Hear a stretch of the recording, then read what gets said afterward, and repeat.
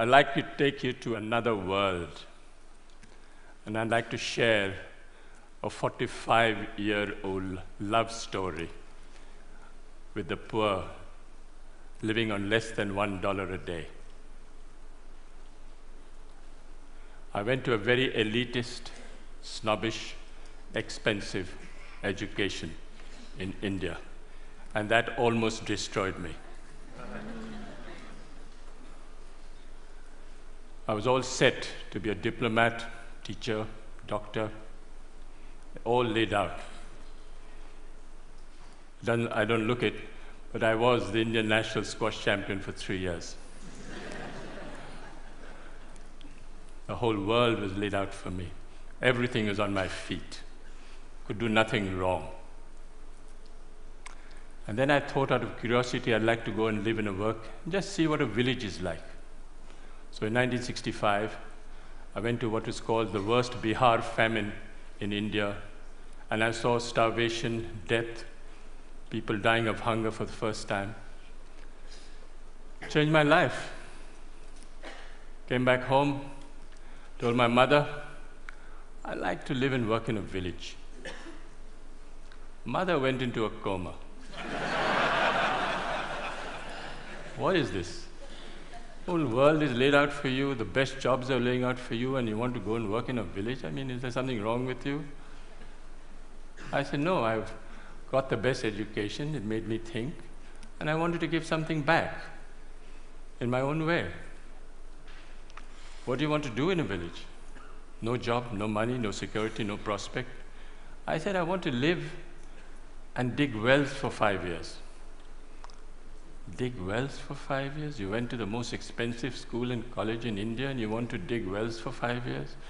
She didn't speak to me for a very long time because she thought I'd let my family down. But then I was exposed to the most extraordinary knowledge and skills that very poor people have, which is never brought into mainstream, which is never identified, respected, applied on a large scale. And I thought I'd start a barefoot college only for the poor. What the poor thought was important would be reflected in the college. Went to this village for the first time. Elders came to me and said, are you running from the police? I said, no. You failed in your exam? I said, no. You didn't get a government job? I said, no. What are you doing here? Why are you here? The educational system in India makes you look at Paris and Delhi and Zurich. What are you doing in this village? Is there something wrong with you you're not telling us? I said, no. I want to actually start a college only for the poor. What the poor thought was important would be reflected in the college. So then they gave me some very sound and profound advice.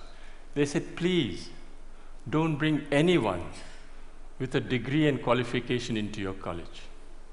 So it's the only college in India where if you should have a PhD or a master's, you're disqualified to come. You have to be a cop-out or a washout or a dropout to come to our college. You have to work with your hands. You have to have a dignity of labor. You have to show that you have a skill that you can offer to the community and provide a service to the community. So we started the Barefoot College, and we redefined professionalism. Who is a professional? A professional is someone who has a combination of competence, confidence, and belief. A water diviner is a professional. A traditional midwife is a professional. A traditional bone setter is a professional. These are professionals all over the world. You'll find them in any inaccessible village around the world. And we thought that these people should come into mainstream and show that the knowledge and skills that they have is universal. It needs to be used, it needs to be applied, it needs to be shown to the world outside that these knowledge and skills are relevant even today. So the college works following the lifestyle and work style of Mahatma Gandhi. You eat on the floor, you sleep on the floor, you work on the floor. There are no contracts, no written contracts. You can stay with me for 20 years, go tomorrow. And no one can get more than $100 a month. You come for the money, you don't come to Barefoot College. You come for the work and the challenge, you come to the Barefoot College. That is where we want you to try crazy ideas. Whatever idea you have, come and try. Doesn't matter if you fail. Battered, bruised, you start again. It's the only college where the teacher is the learner and the learner is the teacher. And it's the only college where you don't give a certificate. You are certified by the community you serve. You don't need a paper to hang on the wall to show that you are an engineer. So when they said that, they said, well, show us what is possible. What are you doing? This is all mumbo jumbo if you can't show it on the ground. So we built the first Barefoot College in 1986. It was built by 12 barefoot architects who can't read and write. Built on $1.50 a square foot. 150 people lived there, worked there. They got the Aga Khan Award for Architecture in 2002. But then they suspected, they thought there was an architect behind it. I said, yes, they made the blueprints, but the barefoot architects actually constructed the college. We are the only ones who actually returned the award for $50,000 because they didn't believe us and we thought that they were actually casting aspersions on the barefoot architects of Telonia. I asked a forester, high-powered, paper-qualified expert. I said, what can you build in this place? He had one look at the soil and said, forget it, no way, nothing can work. No water, rocky soil. I was in a bit of a spot, and I said, okay, I'll go to the old man in the village and say, what should I grow in this pot? He looked quietly at me and said, you build this, you put this, and it'll work. This is what it looks like today. Went to the roof, and all the women said, clear out. The men should clear out because we don't want to share this technology with the men. This is waterproofing the roof. It is a bit of jaggery, bit of urine, and a bit of other things I don't know, but it actually doesn't leak. Since 1986, it hasn't leaked. This technology, the women will not share with the men. It's the only college which is fully solar electrified. All the power comes from the sun. 45 kilowatts of panels on the roof and everything works out of the sun for the next 25 years. So long as the sun shines, I have no problem with power. But the beauty is that it was installed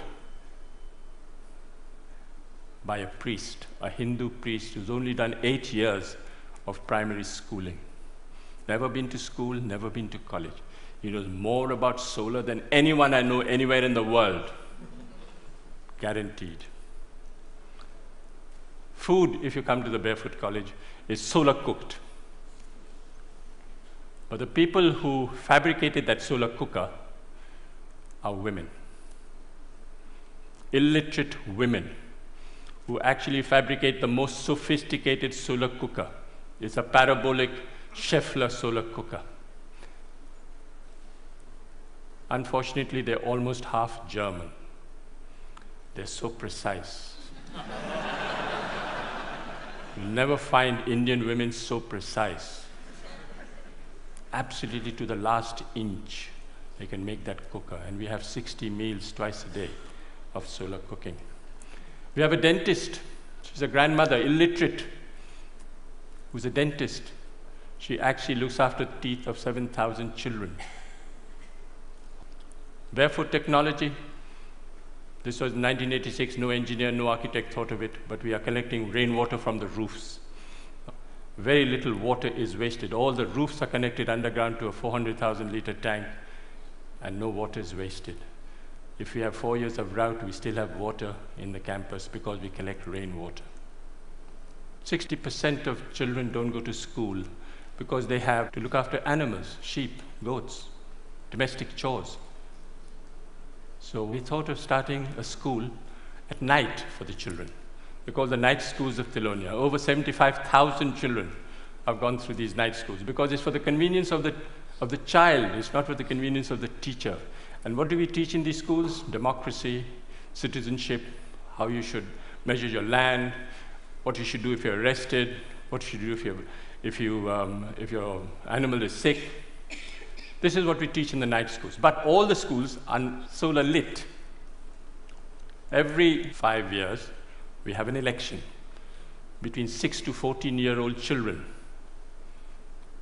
participate in a democratic process, and they elect a prime minister. The prime minister is 12 years old. She looks after 20 goats in the morning, but she's prime minister in the evening.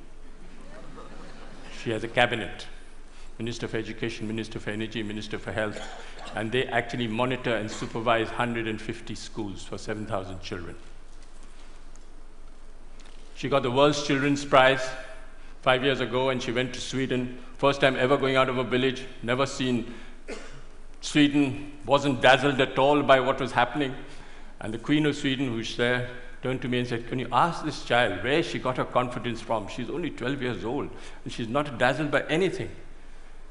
And the girl who's on her left turned to me and looked at the Queen straight in the eye and said, "Please tell her I'm the Prime Minister."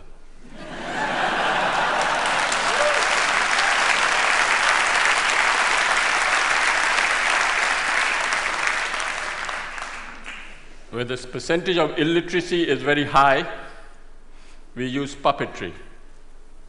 Puppet is the way we communicate.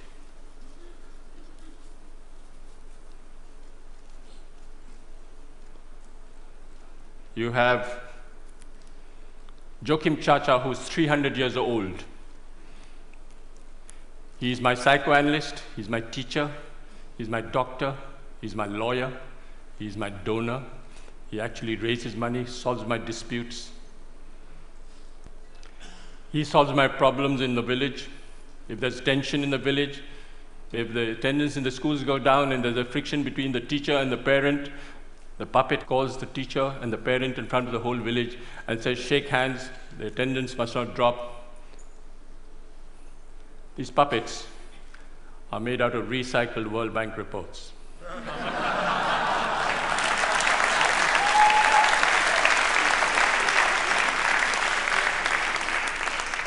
So this decentralized, demystified approach of solar electrifying villages, we've covered all over India, from Ladakh up to Bhutan. All solar electrified villages by people who have been trained. When we went to Ladakh and we asked this woman, at minus 40, you have to come out of the roof because there's no place, it's all snowed up on both sides. And we asked this woman, what was the benefit you had from solar electricity? And she thought for a minute and said, "It's the first time I can see my husband's face in winter." Went to Afghanistan. One lesson we learned in India was men are untrainable. Men are restless, men are ambitious, men are compulsively mobile, and they all want a certificate. All across the globe, you'll have this tendency of men wanting a certificate. Why? Because they want to leave the village and go to a city looking for a job. So we came up with a great solution: train grandmothers. What's the best way of communicating in the world today? Television? No. Telegraph? No. Telephone? No. Tell a woman.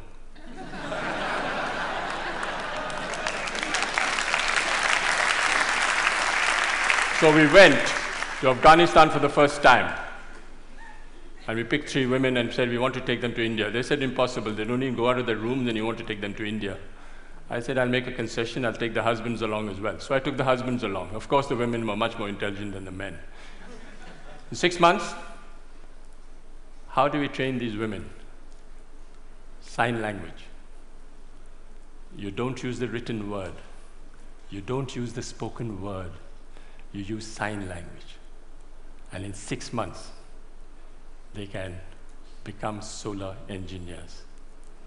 They go back and solar electrify their own village. This woman went back and solar electrified the first village, set up a workshop. The first village ever to be solar electrified in Afghanistan were by the 3 women. This woman is an extraordinary grandmother, 55 years old, and she solar electrified 200 houses for me in Afghanistan, and they haven't collapsed. She actually went and spoke to an engineering department in Afghanistan and told the head of a department the difference between AC and DC. Didn't know. Those 3 women have trained 27 more women and solar electrified 100 villages in Afghanistan. We went to Africa and we did the same thing. All these women sitting in one table from 8, 9 countries, all chatting to each other, not understanding a word because they're all speaking the different language. But their body language is great. They're speaking to each other and actually becoming solar engineers. I went to Sierra Leone, and there was this minister driving down at the dead of night, comes across this village, comes back, goes into the village, says, well, what's the story? They said, these 2 grandmothers. Grandmothers? Minister couldn't believe what was happening. Where did they go? Went to India and back. Went straight to the president. He said, do you know there's a solar electrified village in Sierra Leone? He said, no. Half the cabinet went to see the grandmothers the next day. What's the story? So he summoned me and said, can you train me 150 grandmothers? I said, I can't, Mr. President, but they will. The grandmothers will. So he built me the first barefoot training center in Sierra Leone, and 150 grandmothers are being trained in Sierra Leone. Gambia. I went to select the grandmother in Gambia. Went to this village, I knew which woman I would like to take. The community got together and said, I'll take these 2 women. I said, no, I want to take this woman. They said, why? She doesn't know the language, you don't know her. I said, no, I like the body language, I like the way she speaks. Difficult husband, not possible. Call the husband. Husband came. Swaggering, politician, mobile in his hand, not possible. Why not? The woman, look how beautiful she is. I said, yeah, she's very beautiful. What happens if she runs off with an Indian man? That was the biggest fear. I said, she'll be happy, she'll ring up in a mobile. She went like a grandmother and came back like a tiger. She walked out of the plane and spoke to the whole press as if she was a veteran. She handled the national press, and she was a star. And when I went back 6 months later, I said, where's your husband? Oh, somewhere, doesn't matter. Doesn't matter. Doesn't matter. Success story.